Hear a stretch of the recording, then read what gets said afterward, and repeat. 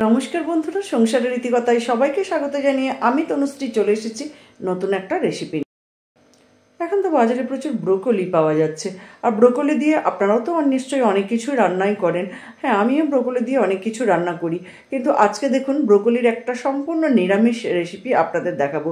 এটা কিন্তু ভাত, রুটি, পরোটা যে কোনো কিছুর সাথেই খেতে খুব ভালো লাগবে। তাহলে চলুন সঙ্গে থাকুন, দেখতে থাকুন আজ ব্রোকলি দিয়ে আমি কি বানাচ্ছি। এখানে আমি নিয়েছি একটা ব্রোকলি।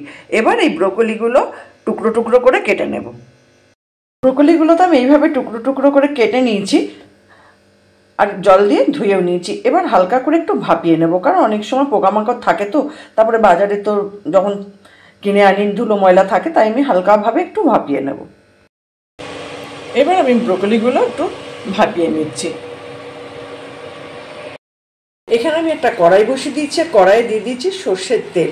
তেলটা গরম হয়ে গেছে, এবার আমি দিয়ে দিচ্ছি টুকরো করে কেটে রাখা আলু। এবার আমি আলুগুলো ভালো করে লাল লাল করে ভেজে নেব।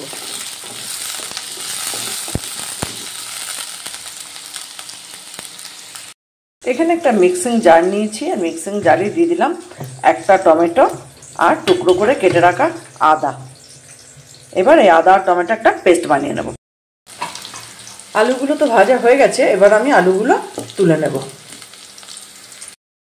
আলুগুলো তো ভেজে তুলে নিয়েছি। এবার ওই তেলের মধ্যেই আমি দিয়ে দিচ্ছি ভাপিয়ে রাখা ব্রোকলিগুলো। হালকাভাবে একটু ফ্রাই করে নেব। ব্রোকলিগুলো দিয়ে দিলাম, একটু হালকা করে ফ্রাই করে নেব।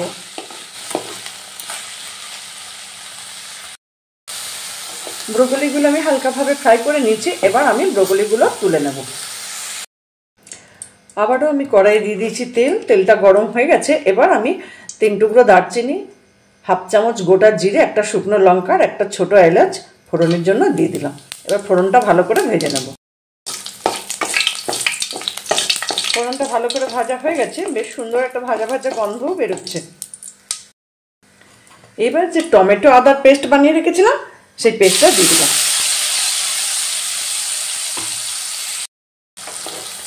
এবার ভালো করে একটু ভাজা ভাজা করে নেব, যাতে টমেটোর কাঁচা গন্ধটা না থাকে। এবার দিয়ে দিলাম হাফ চামচ কাশ্মীরি লঙ্কার গুঁড়ো, কালারটা একটু আসবে বলে। এখানে আমি নিয়েছি 1 চামচ ধনে গুঁড়ো, 1 চামচ জিরে গুঁড়ো, 1 চামচ লঙ্কা গুঁড়ো, 1 চামচ হলুদ গুঁড়ো। এবার এগুলো জলে গুলে একটা পেস্ট বানিয়ে নেব। এবার এই গুঁড়ো মশলার পেস্টটা দিয়ে দিলাম, দিয়ে ভালো করে কষিয়ে নেব।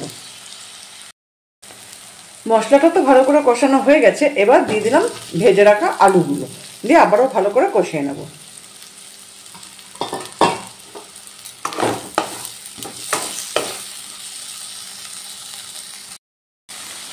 এরপর দিয়ে দিচ্ছি 1 মুঠো মটরশুঁটি। এরপর দিয়ে দিচ্ছি একটু জল। খুব বেশি জল দেবো না, কারণ এটা তো খুব একটা ঝোল হবে না, আর আলুগুলো ভাজাই আছে, ভাজতে ভাজতে কিছুটা নরম হয়েই গেছে, তাই দিয়ে দিলাম একটু জল। এবার দিয়ে দিলাম পরিমাণ মতো নুন। এবার আমি 5 মিনিট ফুটতে দেব। এরপর দিয়ে দিচ্ছি ভেজে রাখা ব্রোকলিগুলো। এবার দিয়ে দিচ্ছি সামান্য একটু চিনি, হাফ চামচ। নিরামিষ তরকারি তো, তাই একটু মিষ্টি মিষ্টি হলে ভালো লাগে। এরপর দিয়ে দিলাম হাফ চামচ গরম মশলার গুঁড়ো, আর দিয়ে দিচ্ছি হাফ চামচ ঘি। রান্নাটা প্রায় হয়ে গেছে, এবার আমি গ্যাসটা অফ করে 5 মিনিট পর আপনাদের দেখাচ্ছি। একদম রেডি হয়ে গেল আজকে আমার এই ব্রোকলির রেসিপিটা।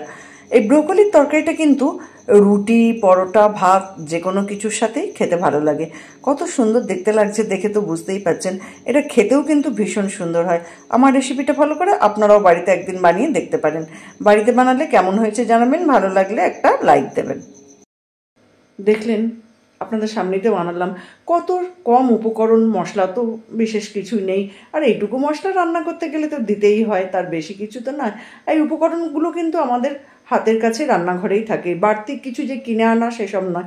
আর এমনিতেও আমার রান্নার বিশেষ তেমন উপকরণও লাগে না, আমি হাতের কাছে যে জিনিসগুলো থাকে সেগুলো দিয়েই কিন্তু রান্নাটা করি। এত সুন্দর দেখতে লাগছে তো আজকে এই ব্রোকলির তরকারিটা। একবার বাড়িতে বানিয়ে দেখবেন, খেতেও কিন্তু ভীষণ ভালো লাগে। বাড়িতে বানালে কেমন হয়েছে জানাবেন, ভালো লাগলে একটা লাইক দেবেন। যারা আমার ফেসবুক পেজ থেকে দেখছেন তাদের অনুরোধ করব আমার পেজটা ফলো করে নেবার জন্য। যারা আমার ইউটিউব চ্যানেল থেকে দেখছেন তাদের অনুরোধ করব আমার চ্যানেলটা সাবস্ক্রাইব করে নেবার জন্য। আর অলরেডি যারা সাবস্ক্রাইব করেছেন, আমার সঙ্গে আছেন, পাশে আছেন, তাদের তো অসংখ্য ধন্যবাদ। এইভাবে আমার সঙ্গে থাকুন, পাশে থাকুন, সবাই ভালো থাকুন, সুস্থ থাকুন। দেখা হবে অন্য কোনো দিন অন্য কোনো রেসিপি নিয়ে। ভালো থাকবেন সবাই।